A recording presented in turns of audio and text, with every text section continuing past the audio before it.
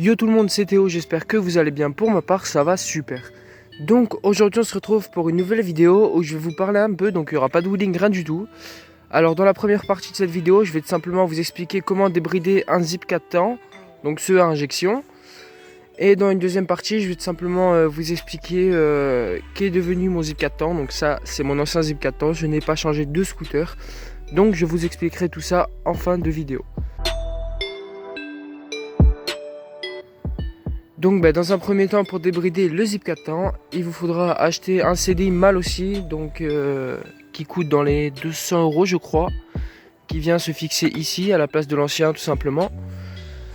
Alors ce CDI, il va vous permettre d'atteindre à peu près les 60-65 km/h si vous changez quelques trucs dans le Vario. Donc normalement c'est 2 clés de 8 ou 10, je sais plus, pour le dévisser. Après vous remettez l'ancien à la place. C'est des branchements, rien de bien compliqué. Donc pour rentrer dans ce carénage, il faut enlever cette vis là, il y a la même en face. Là vous avez une vis là et une en face dans la trappe. Et une vis ici et la même en face. Et ensuite, si vous voulez pousser un peu plus le débridage, il faudra changer les galets qui se trouvent ici dans le carter. Donc il y a 12 vis avec une douille de 8 il me semble. Ainsi que le ressort de poussée, les ressorts d'embrayage. Et là normalement vous avez tout fini.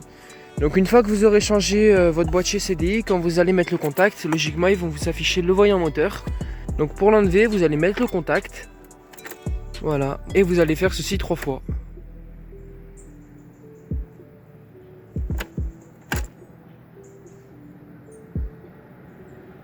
Et là logiquement le voyant se sera éteint. Donc maintenant je vais un peu vous parler de mon Zip 4 temps. Enfin 4 temps, plutôt 2 temps maintenant. Donc avant il était gris comme vous pouvez le voir, c'est un 4 temps injection, enfin bon voilà. Alors pour commencer, j'ai mis un carénage de Zip SP blanc à l'avant, voilà. À l'arrière j'ai mis un carénage basique noir brillant, donc bientôt je vais recevoir mon feu arrière Zip SP.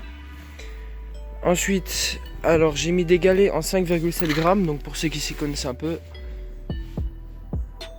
Là je vais bientôt changer le ressort de poussée, ressort d'embrayage. Et ensuite j'ai mis un pot Cito. Donc là la vitesse max c'est à peu près 70 en ligne droite. En descente j'arrive pas à voir parce que l'aiguille elle bloque un peu après 80. Donc je pense que je suis dans les 85, peut-être pas 90. Mais je vous ferai bientôt une vidéo pour regarder tout ça. Donc on ira sur le GPS ou je sais pas. Enfin on essaiera la vitesse max. Et puis voilà, donc ça pourrait être tout ce que j'avais à vous dire. Donc pour ceux qui ont regardé la vidéo jusqu'à la fin, merci de l'avoir regardé.